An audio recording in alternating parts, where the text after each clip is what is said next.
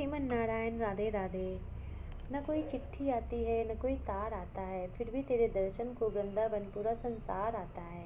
कहते हैं जो लोग वृंदावन में शरीर त्यागते हैं उनका अगला जन्म श्री वृंदावन धाम में ही होता है। इसी पर आधारित है हमारी आज की कहानी। एक बार 3 मित्र थे जो युवावस्था में थे और वंग देश के थे। तीनों में बड़ी मित्रता थी। उन तीनों में से एक बहुत संपन्न परिवार का था, पर उसका मन वृंदावन धाम में अटका हुआ था। उसने एक बार संकल्प किया कि हम भी श्री वृंदावन जाएंगे और वहीं रहेंगे।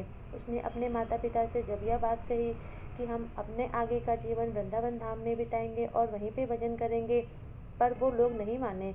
उनके बहुत समझाने की कोशिश की, लेकिन वह लड़का अपनी जिद पर अड़ा रहा। तब उसके माता पिता ने कहा, ठीक है बेटा, जब तुम वृंदावन पहुँचोगे तो तुम्हें रोज 1 पाव चावल मिल जाएंगे, जिसको खा लेना और अपना भजन करना। जब उसके मित्र को यह बात पता चली तो वे बोले, वृंदावन जाओगे तो हम भी तुम्हारे साथ वृंदावन जाएंगे।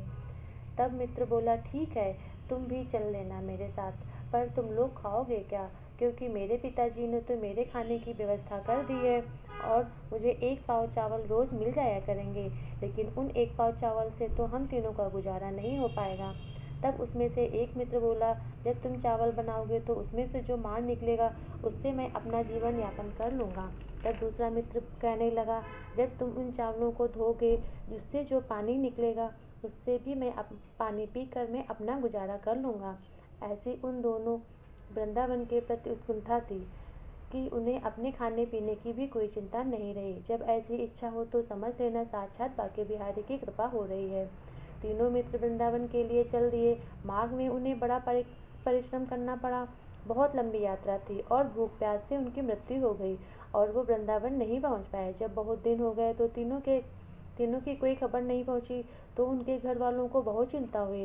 उन तीनों की कोई खबर नहीं है तो लड़कों को ढूंढते ढूंढते वो वृंदावन आ गए। उनका कोई पता नहीं चल रहा था तो वो तीनों रास्ते में क्योंकि वो तीनों तो रास्ते में ही मर गए थे।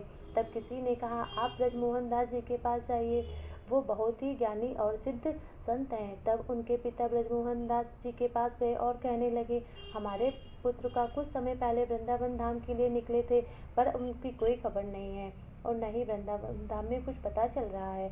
कुछ देर तक ब्रजमोहन दास जी चुप बैठे रहे, फिर कहने लगे, आप तीनों के बेटे यमुना के तट पर परिक्रमा मार्ग में वृक्ष बन गए हैं और तपस्या कर रहे हैं। बैरागी के रूप में उन तीनों का जन्म वृंदावन धाम में हुआ है।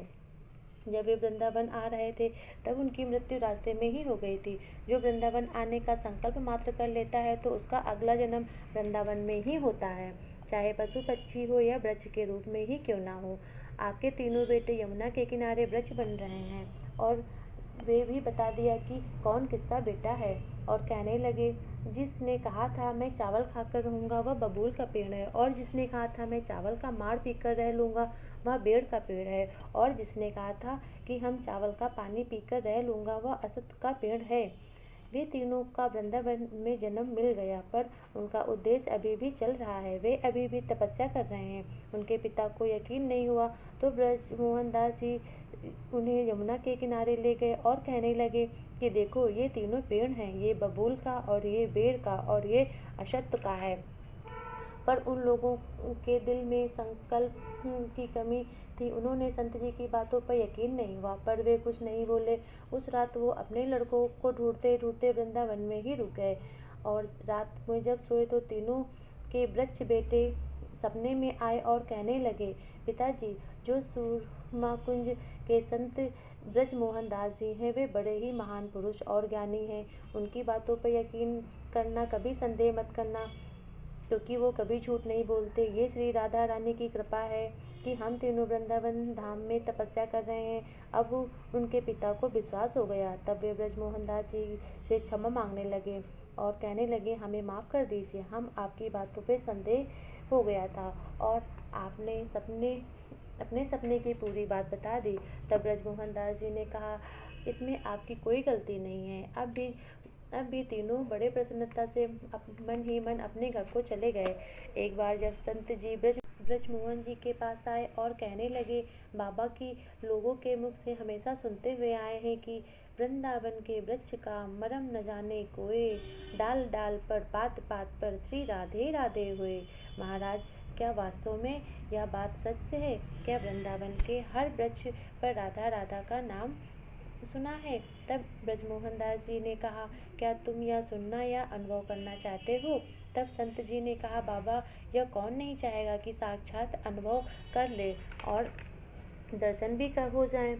आपकी कृपा हो जाए तो हमें एक साथ तीनों ही मिल जाएंगे। तब ब्रजमोहन दास जी ने संत जी को एक दिव्य दृष्टि प्रदान की और कहा, मन में संकल्प करो और देखो, तुम्हारे सामने जो तमाल का वृक्ष खड़ा है उसको श्रद्धापूर्वक देखो। तब संत जी ने अपने नेत्र खोले तो क्या देखते हैं कि उस तमाल वृक्ष के हर पत्ते पत्ते पर श्री राधा राधा लिखा हुआ है। उस वृक्ष पर लाखों पत्ते हैं, जिस पत्ते पर नजर जाती है तो उस पत्ते पर राधे राधे ही लिखा हुआ है, और जब पत्ते हिलते हैं तो हर एक पत्ते से श्री राधे राधे की ध्वनि निकलती है।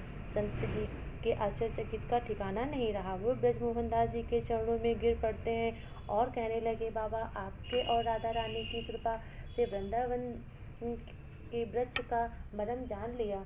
इससे कोई नहीं जान सका। हम तो श्री ब्रज धाम की महिमा को अपने शब्दों में बयान भी नहीं कर सकते हैं।